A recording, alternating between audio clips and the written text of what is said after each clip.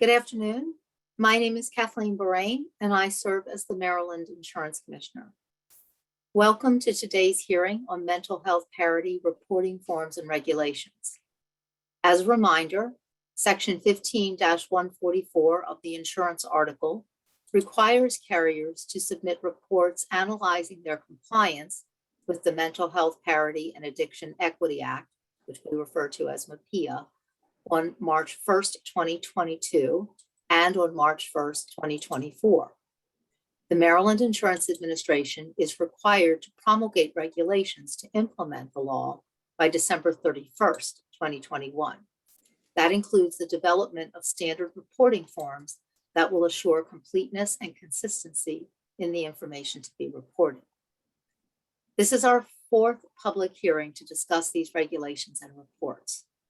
The first two meetings focused on gathering input from stakeholders that informed the initial draft of the regulations and the reporting forms, most particularly which NQTLs would be subject to these specific reports.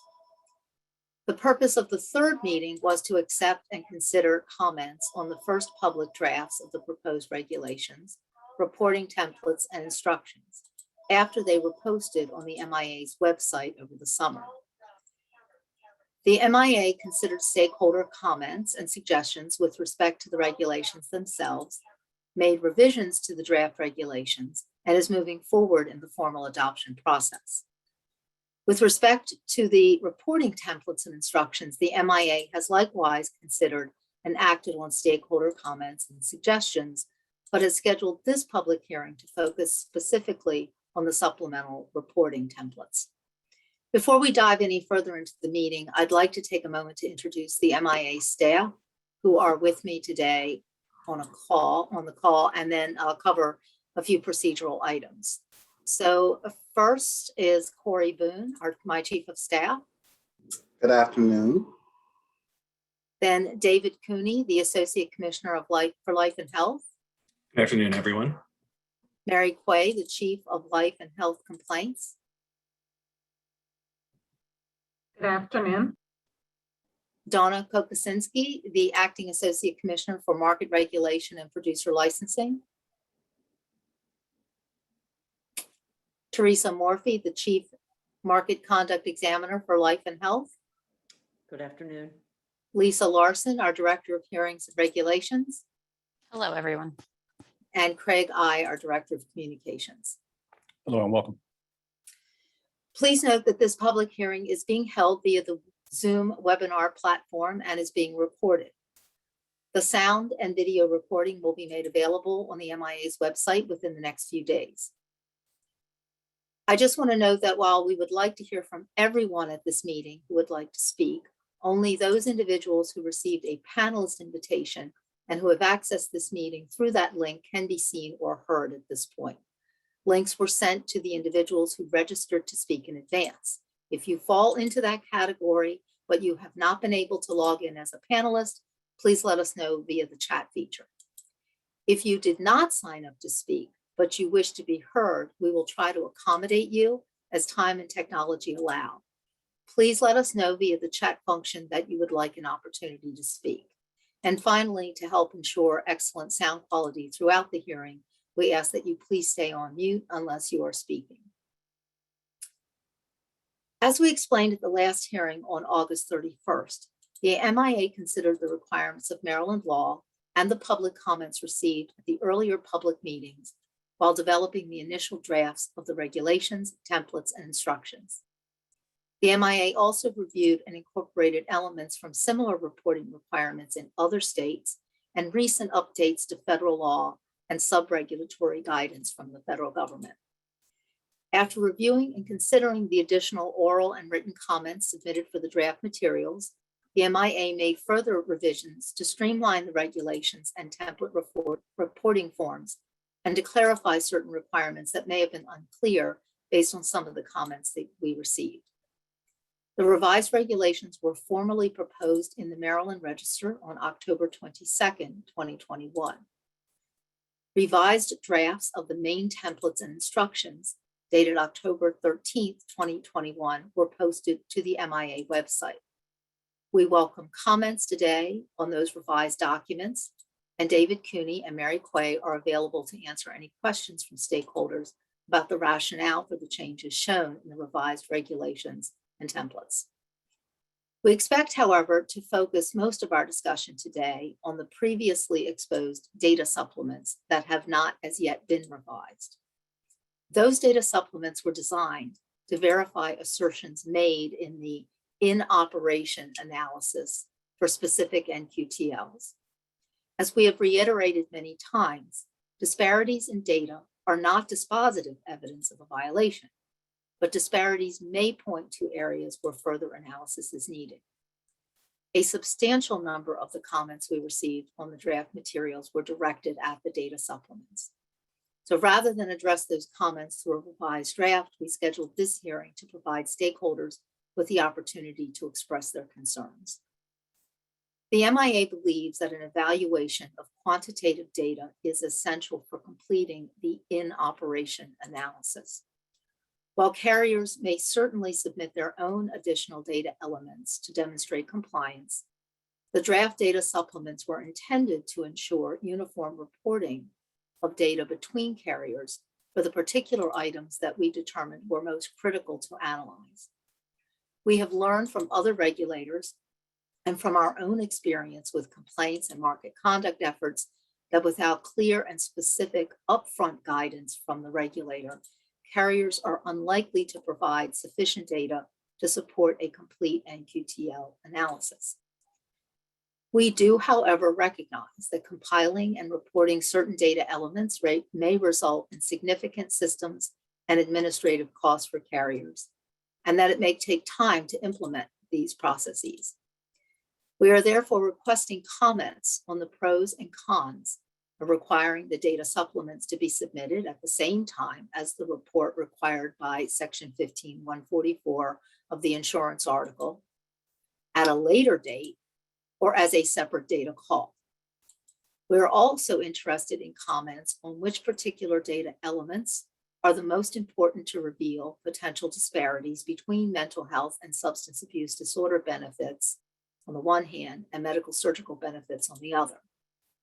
On the cost of compliance with specific data elements requested in the data supplement, and whether these costs would be in addition to the cost of compliance with the MAPIA reporting requirements that already exist under federal law, in particular for health plans that use the self-compliance tool published by the Department of Labor, including the appendices to the self-compliance tool. So with that background, let us now turn to our registered speakers. First, we have Ellen Weber, the Vice President of Health Initiatives Legal Action Center.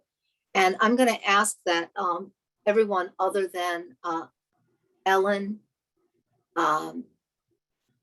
probably David and Mary, go off camera for the moment just so that we can focus.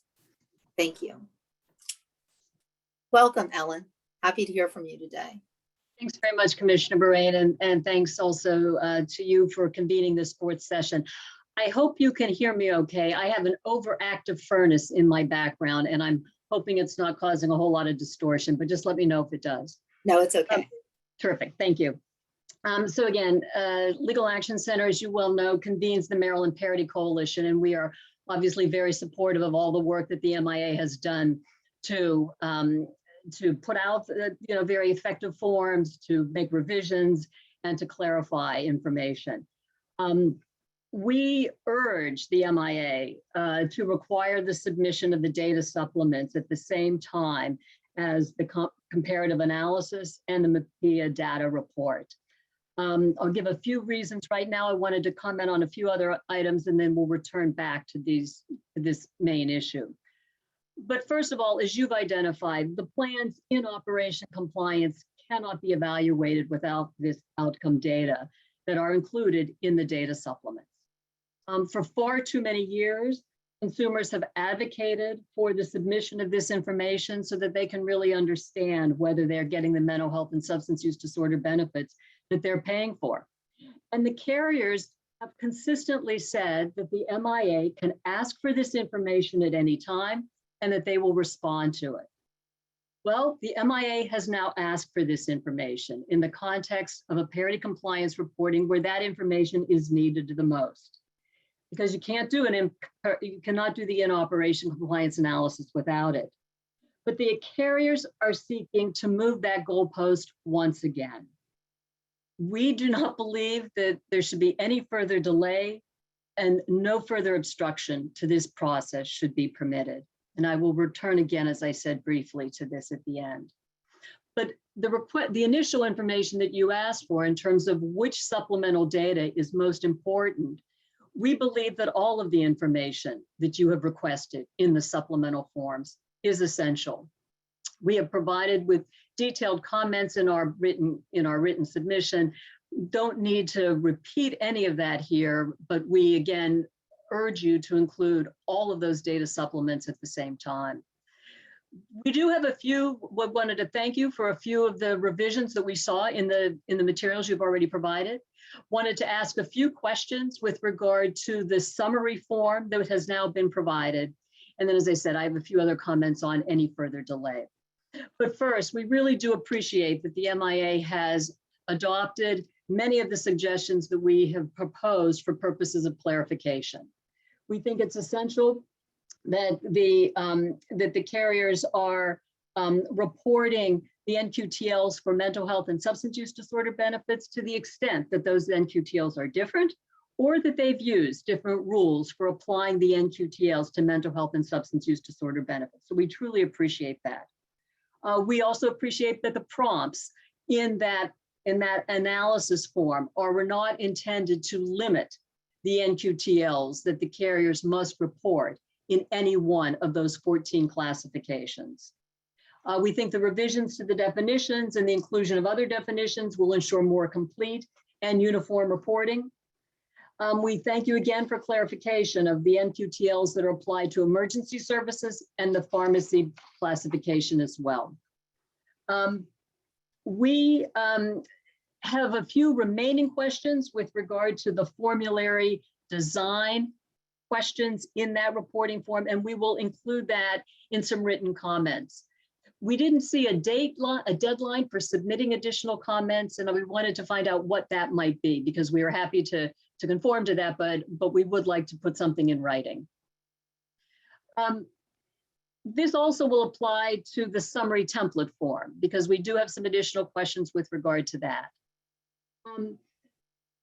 The first question that I had was, there's a statement in the document that says that the MAPIA summary form includes the MAPIA data report. So the first question that we have is, are the carriers required to provide the MAPIA data report in full? That's the first question. And then the second question. Hey, Ellen, let's take them in order. So Sure. David and Mary, before I jump out there with a date that is different than what you guys had in mind, what date is important to you to have additional comments by? Right. I think 2 weeks would be ideal. Yeah. I mean, we could, if something's going to take longer, we can maybe allow a little more time, but it is important to get those comments in as soon as possible. Great, thank you. All right, so why don't we make that November 15th? And then David and or Mary, if you want to respond to the first question. Sure. Yeah, so the intent was that all the information from the data report would be included in the summary form. We thought about it and thought there was really no reason for any of that to be omitted from the summary form. So I thought it was just cleanest to just essentially say, they can even attach it to there or whatever, but it's the entire data report. Thank you.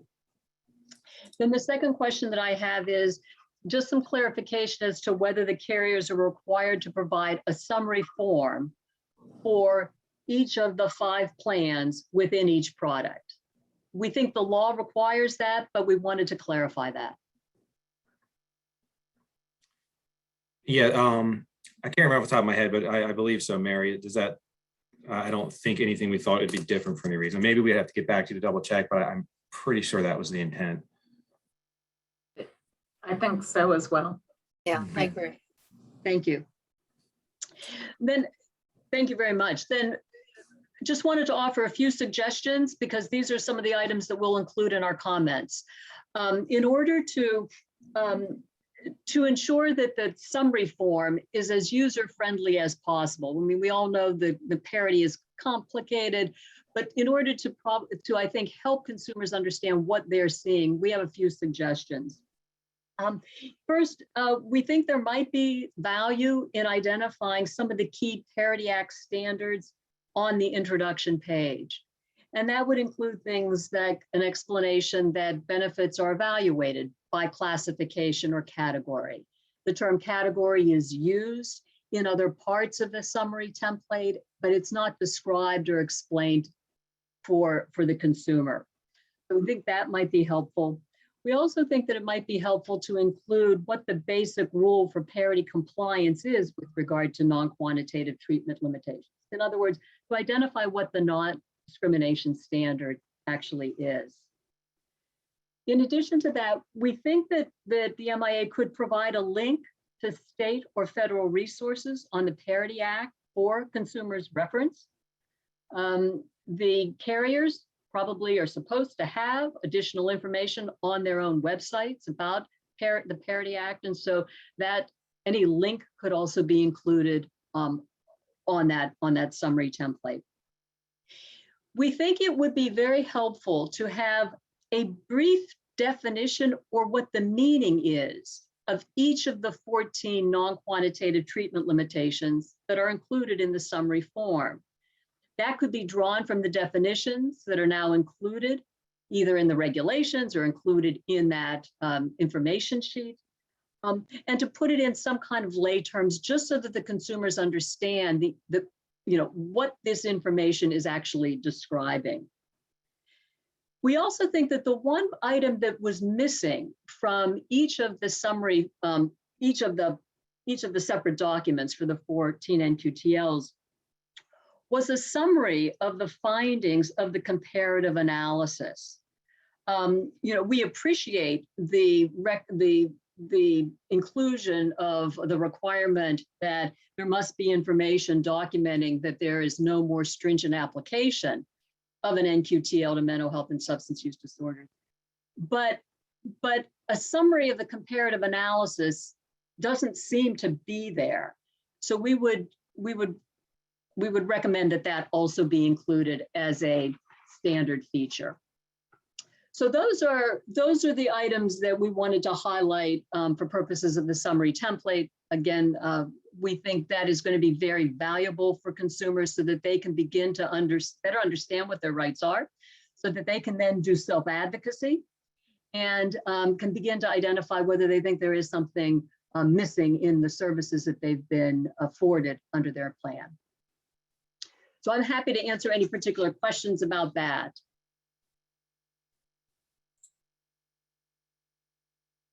I don't have any. I think, Ellen, we can take back and think about, what is the best way to couple the summary with consumer information and education. So it's definitely something we can talk about. I don't know if that's changing the summary form or if that's appending a consumer guide to it, but we can certainly talk about that. Obviously want consumers to be able to understand what it is that they're reading in the context. David or Mary, do you have any questions for Ellen? No, not right now. No, I don't either. Great. So if I could Anybody have else on the MIA? Sorry. Anybody else on the MIA team have any questions?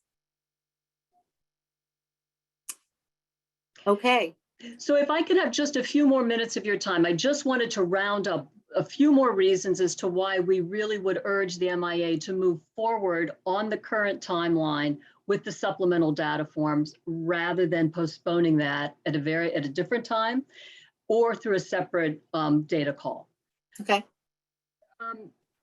So I'm sorry? Quickly. Quickly. Okay.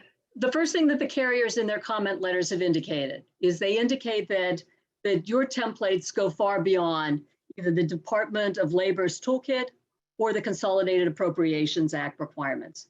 That's clearly wrong. The supplemental templates are designed to get at outcome data, and they are essential for in-operation compliance. We've already agreed on that. the federal regulations require that. The DOL toolkit requires it. The DOL toolkit, as we all know, has put forward a reimbursement template, which it says is important for purposes of an in-operation analysis. The carriers have also stated that we should wait for further federal regulations that are to be issued in June 2022. There is no indication that the federal agencies are going to issue any templates whatsoever. There's just no indication of that whatsoever. These regulations, as we all know, have been in place for over 10 years. We also know that the Department of Labor has now put out 2 toolkits for iterations, and it's in this most recent toolkit that they have put in reimbursement templates. There's no indication that there's going to be more on the horizon. The carriers have also suggested that the MIA can revise these templates after seeing whether they are needed or not. Commissioner Bahrain, you've already identified that through the whole history of working through market conduct surveys, it is very clear that the carriers do not submit this information unless they're required to do so. I think we can predict right now that these templates will be needed. The last point, the 2 last points. You know the long history. We are going on almost 10 years of trying to get at the information that's essential to evaluate in-operation compliance. And we just really can't agree that any additional delay is going to help this process along. This has been 10 years. Consumers have been waiting anxiously. They've been engaging in every single process. We know through all of the MIA's efforts that these kinds of data analysis reports are essential to decide whether or not in-operation compliance. And then finally, for a future data call, we really don't believe a separate process is going to be very effective. First, consumers won't necessarily have access to that information as they do with regard to the summary reports. We know that the parity compliance rules have specific disclosure requirements, and there are specific rules with regard to what's proprietary and confidential under the Parity Act itself. We believe that if you do a separate data call, this kind of information will be deemed to be not subject to disclosure for purposes of proprietary reasons, and we think that is, again, inconsistent with what the goal is of the Maryland Insurance Administration right now. So it's very important to link this process to the enforcement of this law. So we thank you very much for considering our comments. We urge, as I said, the Maryland Insurance Administration to continue on its effort moving forward with all the required disclosures at this time. Thank you again. Thank you, Ellen, as always, for your comments. Always very helpful and insightful. So thanks for being with us again today. Next, we are going to hear from Dan Martin, who is the Senior Director of Public Policy for the Mental Health Association of Maryland. Dan, welcome. Commissioner Bahrain, members of the MIA, thank you very much for having me. I'm going to try to avoid the sun that's blaring right in my face right now. So I'm going to do the best I can. But like you said, I am Dan Martin. I'm the Senior Director of Public Policy with the Mental Health Association of Maryland, and really appreciate the opportunity to provide these comments, and just really appreciate the inclusive process, Commissioner, that you've used throughout this whole regulatory process to get to this point. Really excited that we're at this point. And going to echo some of what Ms. Weber said, about just making sure that there is no delay in implementing these data supplements. As noted in the notice of this hearing, an evaluation of quantitative data is essential for completing a full and accurate parity analysis. And that's why the proposed data supplements are so important. And it's why it's so important that they be required at the same time as the report required by Section 15-144, the insurance article. These supplements provide for the collection of uniform, consistent, valid, and reliable comparative quantitative data necessary to determine whether an NQTL complies with parity in operation, as been stated. Without it, there just is no analysis. And so encourage you and urge you to not delay requirement of these data supplements. And just a few comments, I'll just give a few comments about a few of them to kind of reaffirm how important they are. Data supplement number 1 is a utilization review supplement. It measures requests for out-of-network care for medical, surgical, and mental health substance use disorder services. And it also It also measures in-network versus out-of-network requests for prior authorizations and concurrent and retrospective reviews. This examination of the frequency of utilization review and out-of-network care provides a helpful quantitative comparison of network adequacy. Likewise, another measure that speaks to the adequacy of provider networks, Data Supplement 3, the provider credentialing supplement, is also critically important. That information, together with the information to be gleaned from the required NQTL comparative analysis number 10 around provider credentialing and contracting, is critical in measuring whether mental health substance use disorder providers are added to the network with the same speed as medical surgical providers. Again, a critical measure speaking to the adequacy of networks. And lastly, as mentioned by Ms. Weber a couple of times, Data Supplement 4 around reimbursement rates. The template is consistent with the model data definitions and methodology tool, which outlines specific detailed instructions and definitions developed to elicit reliable, consistent, and responsive data. It uses the same methodology Milliman actuaries used in developing their reimbursement disparities reports in 2017 and 2019. And it's similar to the template Washington State has used in their parity audits with great success. The template closely aligns with Appendix 2 from the Department of Labor self-compliance tool, and it satisfies new requirements for greater specificity in comparative analyses required by the Consolidated Appropriations Act, as outlined in the DOL guidance. And so, again, these are important, validated tools that provide the quantitative data necessary for a proper parity analysis. And we urge MIA to require completion of these data supplements at the same time as the 15-144 report. And just in closing, again, without this data, there's no quantitative analysis and no way of actually determining parity compliance. And so thank you for the time and the opportunity, and happy to take any questions. Thanks, Dan. David or Mary, do you have any follow-up questions? No particular questions, no. Anybody else from the MIA? Thank you, Dan. Very much appreciate your participation today and your comments. So we will next hear from John Miller, who is the Executive Director, Mid-Atlantic Business Group on Health. Hey, John. Hey, thanks very much for allowing me to speak to you today. I appreciate it. The first thing I'd like to do is stress that employers' goal really is better access to high quality mental health care for their employees, dependents, and retirees. For us, that's what this is all about. However, the Mid-Atlantic Business Group on Health believes that mental health parity is a necessary step to achieve that goal of better access to high quality mental health care. In order to speed true NQTL parity, we believe consistent and accurate quantitative data measures are very important to assure compliance. And self-insured employers need to understand what comparative analyses are necessary and compliant. And these kinds of best practice templates will help that. So we appreciate that. We also believe that the data being collected in the Maryland supplemental data forms is aligned with other sorts of data in very useful ways for employers. First of all, we think it's aligned with what data employers should be seeking anyway in alleviating the current mental health crisis. We think the data aligns with other states such as Texas and Washington State. And we think that it aligns with the very specific NQTL requests for quantitative data that employers are getting now from Department of Labor. So in many ways, we appreciate the consistency.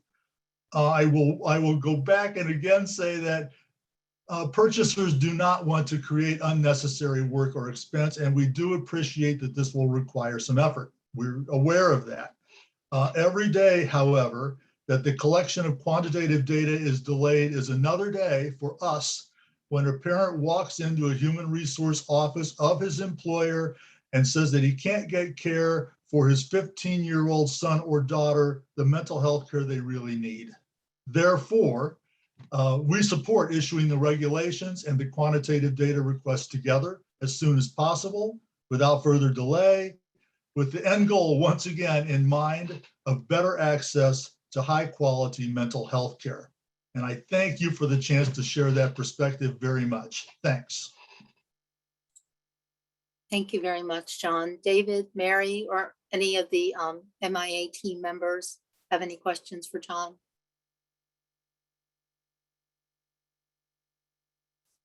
Thanks, Sean. And thank you for that perspective, because we don't always think about the rippling effect, if you will, of what happens in the, the fully insured market. So thank you for that perspective. Thank you. We'll now hear from Allison Taylor, who is the Director of Government Relations of the Kaiser Foundation Health Plan. Allison, always nice to see you. Good to Thanks see for you, being here Commissioner. today. Thank you for having me. Good afternoon, Commissioner David and Mary. Thanks for having me. Two quick comments from Kaiser today. The first was, well, first of all, we appreciate all the work that has gone into this. All the detail and instruction that you've provided to carriers will be enormously helpful for us in making sure that we get the information that you need. So to follow up on that, one thing I did not see on those forms that I think could be helpful is a point of contact that we'd be able to reach out to at the MIA in case someone has technical questions that we'd be able to ask. So we'd like your consideration for doing that. The second thing I just want to mention in response to your question about whether the data supplement should be available at the same time or should be completed at the same time. My thought on that is, we might like the idea to request some additional time for the data supplement subject to your approval or disapproval, especially on the first submission, because as you know, these forms and regulations are to be completed by December 31st, and then the report is due March 1st. So just with that short timeline in mind, that especially on that first report could be helpful. But certainly we would want to be in touch with you about that through the process to, make sure that you knew where we were at and whether or not we were having a difficulty that might require an extension like that. Thanks, Allison. So just so I understand, so the first point is easy. Yes, we absolutely, will provide points of contact so that if there are either substantive questions or technical questions, you're able to get in touch with someone readily. We appreciate the relatively quick turnaround time on these. And if I understand it correctly, what you're saying with respect to at least for the March 1st, 2022, is not so much not having the data supplements be mandated as sort of part of the package up front, but rather providing some additional time perhaps to submit that one, because that may be a more complicated process of gathering that data that may require more systems programming. Do I have that right? Yeah, just for the first one, especially given the quick time turnaround, we would just like the opportunity to if we were to need some additional time to have that, but we would of course want to be in touch with you about that. Okay. Now, thank you very much for those comments and sort of the practical approach there. David, Mary, anyone else from the MIA team have any questions for Allison? Okay. Well, again, thank you. It's nice to see you again today, and thank you for the perspective. Yep, thanks. Good to see you, and thanks for the opportunity to speak. Thank you. Next, we have Chris Hathaway, who is the Vice President for State Affairs at America's Health Insurance Plans, AHIP. Chris, are you with us?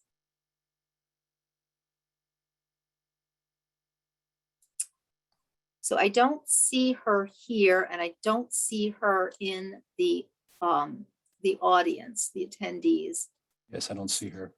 So what we'll do is we'll skip over Chris. Oh, it looks like she says, I'm trying, I'm in the attendees. Chris, can you tell us what we don't have a name. I don't see your name in the attendees. I can go later. So if you just, Chris, if you just put in the chat feature again, what you're. I'm promoting her now. She'll be coming in. Oh, okay. Thank you. Mm-hmm. There we go. Okay, so while she's getting situated, let me go ahead and call on Matt Clentano, who's the Executive Director of the League of Life and Health Insurers and of Maryland. So Matt, welcome as always. Nice to see you. To you too, Commissioner. Thank you for the opportunity to comment and always the willingness to listen to the perspective from the carriers. So thanks again for having me. My name is Matt Clentano. I'm the Executive Director of the League of Life and Health Insurers of Maryland. I'm going to be sort of brief because we are going to be working on some alternative models and we will be submitting comments, but I just wanted sort of to reiterate some of the general concerns of the carriers. Like you've heard before, things are moving fast, and we still believe that the ultimate source of guidance should be the DOL tool. We think their approach is very comprehensive and tedious already, and for folks to suggest that they think it isn't comprehensive is pretty unwarranted, I believe. For example, the DOL tool asks for resumes from folks in the medical management of the specific companies for analyzation. It is a really comprehensive tool. To suggest otherwise, we think is not real truthful. That means I am going to submit comments. You will see something, and we are working on alternative approaches that I already mentioned. That being said, we are supportive of the comments I think you already received from CareFirst they submitted on the data supplements. We still believe that data supplements narrowly prescribe metrics and in-operation measures which sort of contradict the DOL tool framework, and we are still concerned about those supplements. As to your specific questions, I think Allison already spoke a little bit to the timing of it. I think that a delay to try to figure this whole process out would be warranted. But as to the cost, I think carriers contend that the cost of compliance will be significant. First, we're going to have to comply with the major changes from the federal government, and then any additional cost by augmented Maryland documents will be on top of what carriers are already doing to comply with the federal government. On one sort of supplemental note, we wanted to sort of point out that of the states that have expanded already on the parity reporting process and have had augmented sort of documents that have been adopted with the proposed approach of going past what is required by the feds, all those states were done so prior to the federal action. And it would not be fair to say that there have been states that have jumped past since the federal tool was sort of proposed this last fall. So we believe the caution is warranted. But we really appreciate the opportunity to be able to talk more with you about this and to provide additional written comments, and we will be doing so in the coming weeks. So thank you very much. Thanks, Matt. David and Mary, any comments? Or anybody else from the MIA?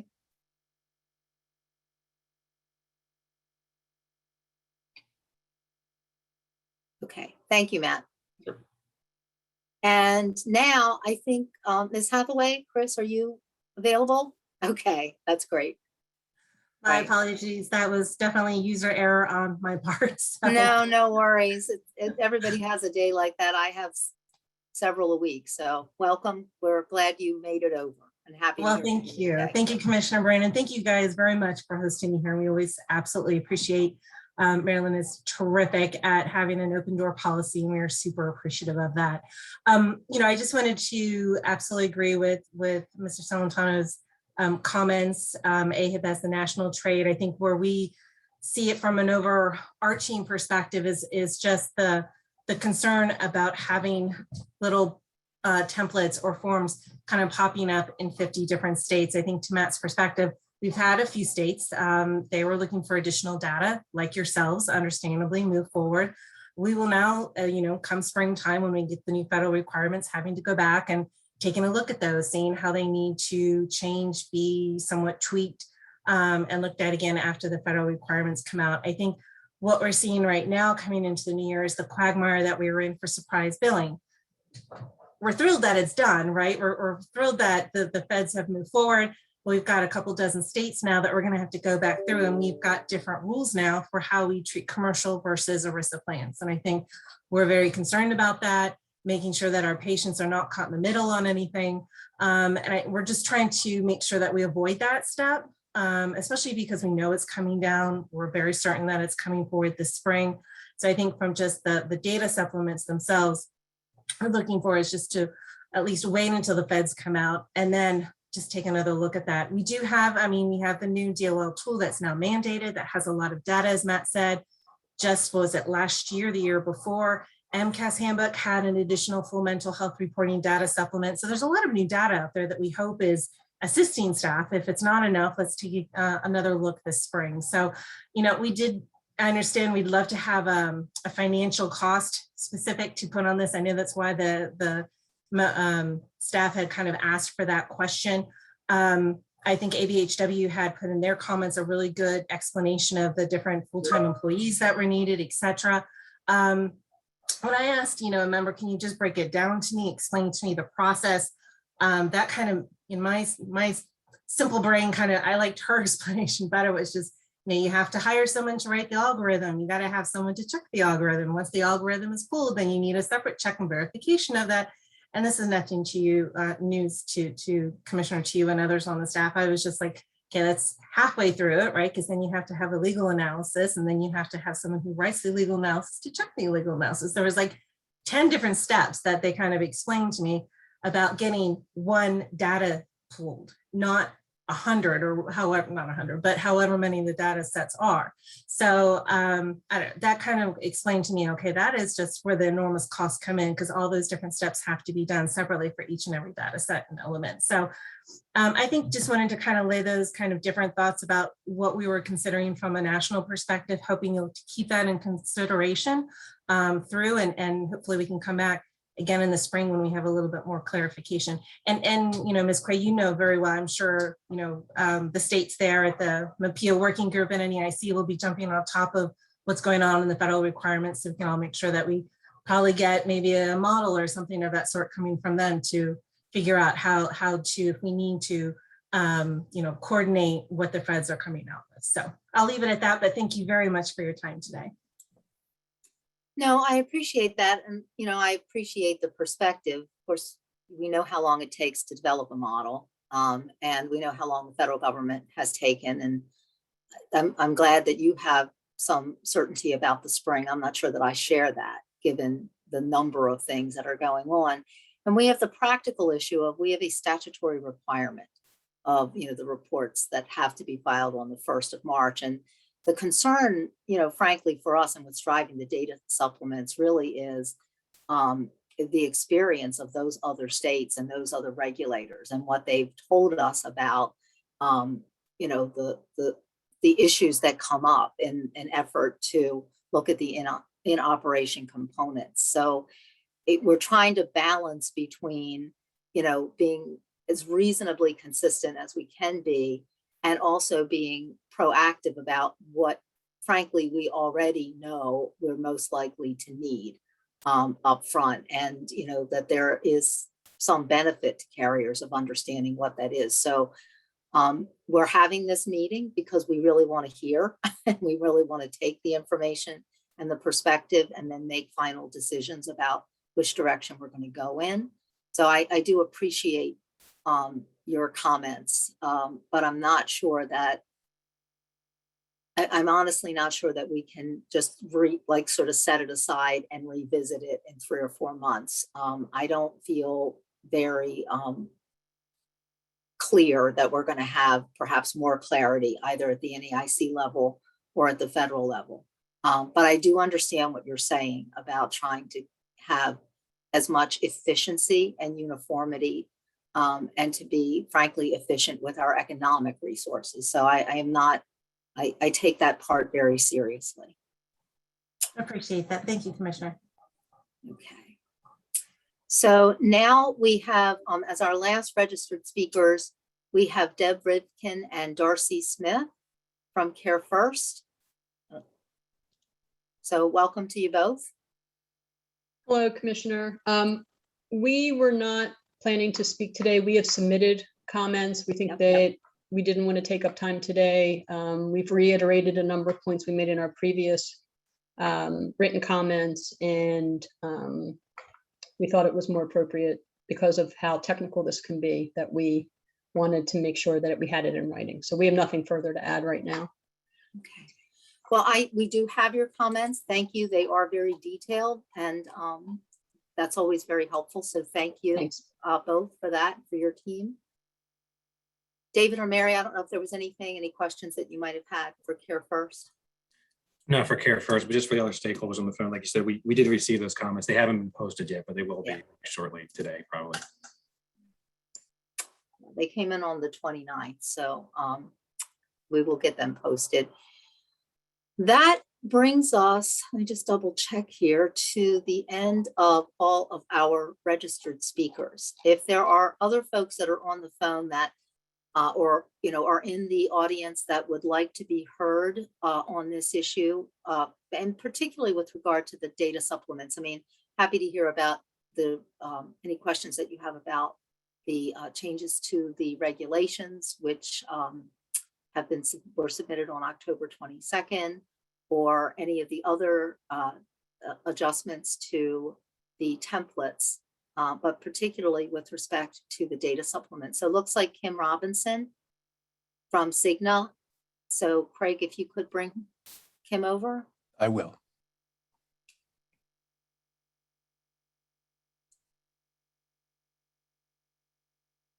Okay, she should be I coming know over we now. have some members of the General Assembly here too, and very happy to hear from you if you want to speak today. So Kim, you with us? Good. I am. Good afternoon, Commissioner. I'm sorry I'm not in a place to be camera on, but thank you for the opportunity to share comments with you today. And I will be fairly brief. Representing Cigna, we are members of both AHIP and the League of Life and Health Insurers and ABHW. So all of those trade groups who have provided you comments do in fact speak for Cigna when they are reflecting comments back to you.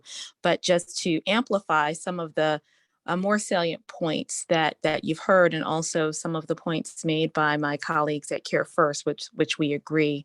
I just wanted to point out a couple of things. It is challenging because we are in this strange timing, as Ms. Hathaway pointed out. For me, it is very much the way I've lived surprise billing across the country for those states who had acted in their session at the top of the same year that the feds decided to act at the end of the year, so that we had one set of rules come down this state and then the feds come behind and do something different, and then trying to figure out how to make it work best on the ground does sometimes leave us feeling like we're in a strange transition point as we are awaiting federal action. And I think you're right. While I think on this, they have been moving more swiftly. And while I think my federal team does believe we will see something in the spring, until we've seen it, we haven't seen it. And so I understand what you are working to do in trying to comply with the statute. I think from a carrier perspective, a couple of the things that cause us a little bit of concern. One, my colleague, Ms. Taylor, pointed out from Kaiser, which is the quick turnaround between when we know all these things are final and when they're due on March 1st. And so despite comments that carriers are attempting to move the goalposts, what we're really trying to do is make sure we can actually turn around that kind of data in that kind of a time frame. To the extent that anything Maryland asks for is different or beyond, or even just simply a tweak from what we are currently required to do or how we are currently assessing under the federal law, it does require a substantial IT investment to be able to pull that data differently. We're not in the day where you can simply kind of go to a file cabinet and pull something out. You do have to do, as Ms. Hathaway described, literally write an algorithm who can figure out how to pull it. If it's not the way we're doing it today, I'll use one of the data points, and I'll be providing some of this to you all in writing in the coming weeks. But one of the data points with regard to credentialing and provider contracting, where you put the point of when the provider signed the contract and the way we track it, which is when we countersign the contract, which is what actually makes it effective, are two different data points. And so sometimes the specificity, it seems as though it's something we're already required to do, but when you add the specificity, that one change is enough to make it so the way our system is reflecting a piece of data is not the way you've asked for it. Right. And so those are those nuances that make it so that 3-month turnaround can become easy if everything simply aligns, and challenging for every point that is somehow just a little bit off. And we now either are forced to try to pull it manually or create a whole new process to identify it. So we're looking very specifically at some of those data points and how they're being asked versus where the feds may have us looking at them, but aren't telling us with the same level of specificity how to look at them, so that there may be variations in why carriers are doing them in different ways. Maryland's law makes perfect sense. That's trying to create this level of uniformity across carriers, but to the extent that it doesn't exist for any carrier you've picked against in terms of how they're doing it, it makes it a different challenge, right? As you look to conform, not to what you've been required to do at the federal level, but now on a state specific basis. And we will be having this conversation across the country because we do not want 50 different opportunities for states to tweak a same requirement so that we're not doing it the same way everywhere. That also leads to questions of, at the end of the day, if we're allowed to do it one way for the feds, but a different way for the state, does the state come up with a different conclusion around compliance than the federal government does? The feds, in a very big way, are going to be governing what we do. We don't want to find ourselves in conflict between a state conclusion and a federal conclusion on any given day either. So those are some of the nuances as we're looking at what is being requested in the data files. And to your question about the cost of that compliance, I think my colleagues at CareFirst actually put it quite succinctly in their letter that everything that's not part of the tool is an additional cost. So cost isn't everything. Cost is important because ultimately it's going to be the Maryland plans that are funding the cost for Maryland compliance. And so if it becomes an outsized cost, that has an outside administrative burden financially for Maryland plans, because it's going to be this market who's going to be responsible for its own financial cost of compliance. So we do take that seriously, and we appreciate that it's even on your radar to ask the question. And we will do our best to try to give you some perspective on what are the things that might drive that cost, what might be more cost-effective solutions, and how those data requests might be massaged or altered to still provide you useful data in a way that's not going to have the same impact. But I really do appreciate that that's even a question that you took the time to inquire about, because I think it is important and sometimes gets lost as we are working through our national compliance, looking at 50 different approaches sometimes to the same thing. That sometimes gets lost. That becomes an important factor in how carriers are having to comply when we can't simply do it uniformly. It does make a difference in what the experience is going to be and what the outcomes are going to be.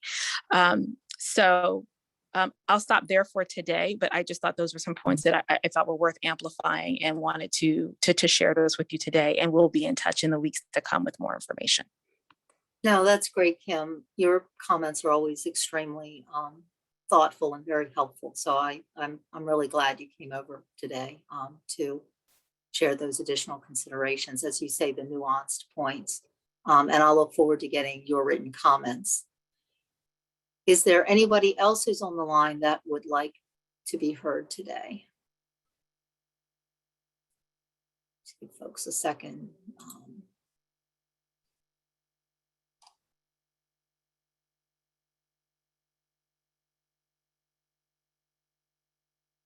It looked like we had one additional person.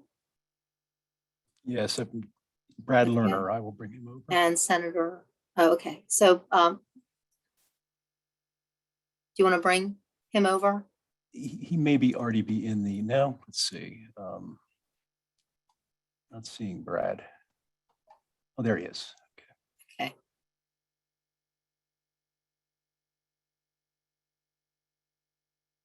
We're getting there.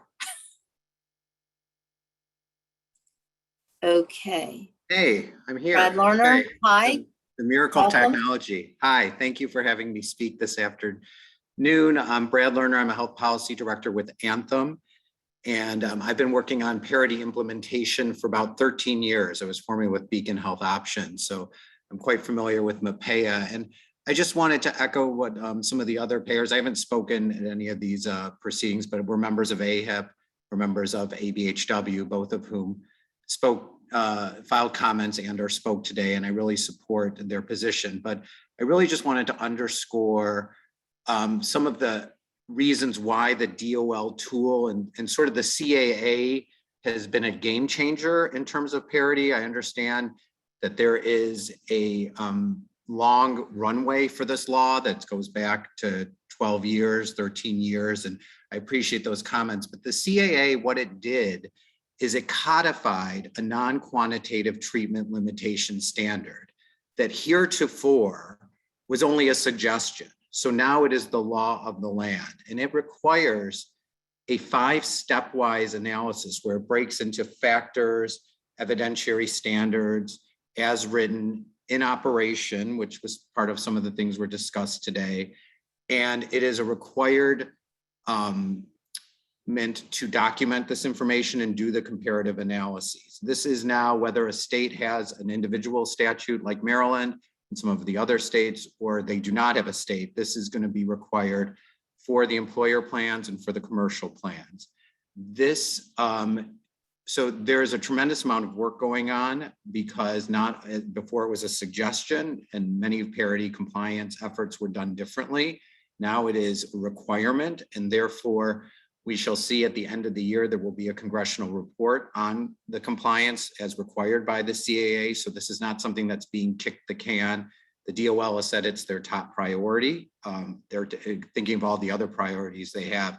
And we are getting a lot of feedback on how granular these analyses need to be and where they are. Heretofore, we had some ideas, but we've never had like a soup to nuts example of a compliant NQTL, like a model answer or an A+ answer from the federal government. And we will be getting that obviously through this process. So when I look at the DOL tool and then I look at the data supplements, while the CAA has definitely refined parity to make it much more granular and specific, there is also some flexibility that is still retained in the DOL tool. So when I look at, for example, the data supplement that the state is proposing, there's sort of one prescribed way of doing these in operations, whereas the DOL appendix gives an example of using like a Medicare benchmark, but doesn't require it. It says it boldly says you can do other types of operational measures to require to meet compliance. And that's sort of how I feel about all the 4 supplements. That's just an example, is that we need to retain some of that flexibility. I agree that the in-operation prong is part of the CAA. It has to be demonstrated, it has to be provided. But I think the way that this is being prescribed is a bit narrow, and it is probably not necessarily, to the other speakers' points, going to create that uniformity that we're looking for. So I appreciate not kicking the can. We aren't kicking the can. We can't, the DOL tool, but aligning closely where we have the opportunity to speak with regulators such as yourself and legislators. It's really important that that DOL tool, which the feds have said, if you follow this, you will be in compliance with the CAA. So of course we will. And but we should hope that Maryland can maybe work to not go further, but to sort of hew closely. So thank you for your time today and allowing me to speak. I really appreciate it. I respect so many of the people who've spoken today very much. No, thanks, Mr. Mauro. We haven't really met before, but it's nice to meet you. So, one of the things that's intriguing to me, and as I've read some of the comments and the materials that have come in the last couple of days, which will be posted, part of the argument is that part of the difference here has to do with the value of uniformity in this particular context, where we're talking about different plans and different carriers, and this is different than network adequacy. And so, the part of the argument that's made is that does methodology have to be due to this precise data elements really need to be as uniform here as they might be in some other contexts, and what is the inherent value in uniformity? Because you're not really comparing apples and apples across different carriers. You're really comparing an apple and an orange within a carrier. And so the issue is whether the methodology is valid, not whether the methodology is uniform among carriers and among plans. And it seems as though part of your remarks spoke to that issue as well. I don't know if you have any further comments on that. No, I think I'm following what you're saying about the uniformity and methodology is the key in this analysis. I think that we have seen some states follow, and again, I really appreciate Matt's comments, a lot of the activity in some of the more data, the ones that go a little further than the CAA standard even, were adopted pre-CAA. But in some of the states that are working through their state statutes, they passed, but then the CAA intervened. So they're in the same time frame that you are. I think that, again, just thoughtfully following the frameworks in there that are, so for each step, they sort of have a way to, examples of different ways you can meet that step. There's an instructional component, and they'll have their list of factors and what are examples of factors. Evidentiary standards, they'll give a list of those. And then in operations measures, there's a list of specific ones that you could pick to meet as sort of overarching examples.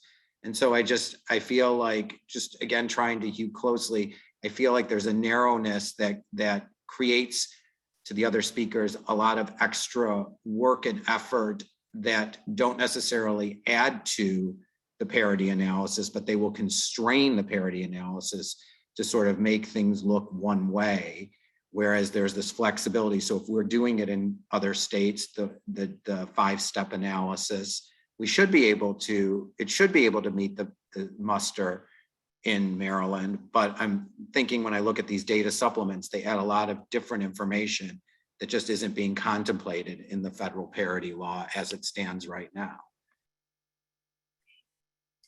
All right, well, thank you. David or Mary, or anyone else from the MIA have any follow-ups? All right, I did not see anyone else in the chat room who indicated that they wanted to speak. Senator Eckert is here and just wanted us to express her thanks for everybody's comments. And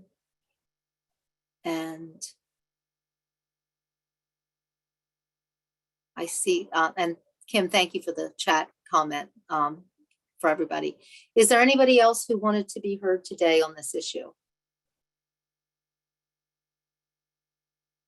Okay, well, with that, I want to thank everyone for their time and their effort and their care and their concern. As indicated, our regulations have gone through, are going through the formal adoption process. We have posted the edits to the main templates and instructions, and we'll run through any additional comments that we've gotten with respect to those.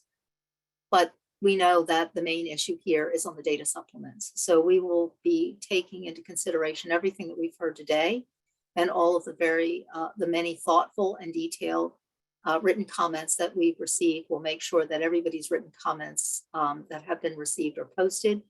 And we will, once we've taken all of that under advisement, we will let people know as soon as we can where we land.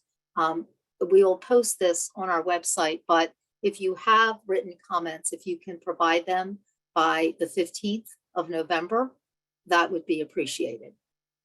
So with that, I think that wraps up today's 4th MAPIA hearing, and I wish everybody a great remainder of their day. Thanks. Thank you.